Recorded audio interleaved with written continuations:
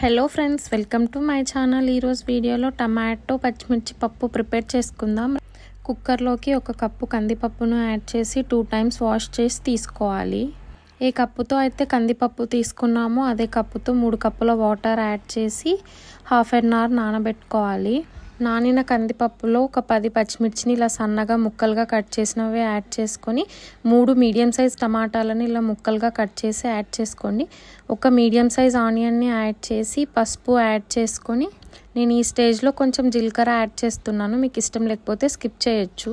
కొంచెం చింతపండును యాడ్ చేసి ఈ స్టేజ్లో కొంచెం ఆయిల్ యాడ్ చేసుకోండి. పప్పు బయటకు పొంగకుండా ఉంటుంది. కుక్కర్ మూత పెట్టి మీడియం ఫ్లేమ్ మీద 3 విజిల్స్ రానివ్వాలి. 3 విజిల్స్ తర్వాత కుక్కర్ మూత ఓపెన్ చేసి చూస్తే పప్పు ఇలా చక్కగా ఉడికిపోయి ఉంటుంది. ఒకసారి మిక్స్ చేసి పప్పు ఉడికిందో లేదో చెక్ చేసుకొని ఈ స్టేజ్లోనే మీ టేస్ట్కి తగ్గట్టు సాల్ట్ని యాడ్ చేసుకొని పప్పు గుత్తితో మెత్తగా ఎనుపుకోవాలి.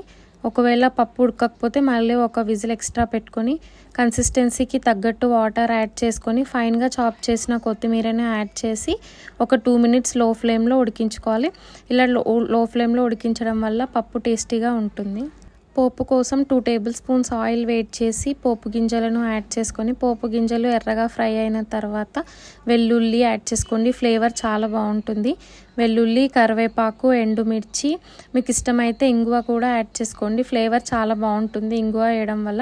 ఇలా ఎర్రగా వేగిన తాలింపు పప్పులోకి యాడ్ చేసుకుంటే టమాటా పచ్చిమిర్చి పప్పు రెడీ. నా వీడియో కనుక నచ్చితే please like, share, subscribe our channel. Thank you.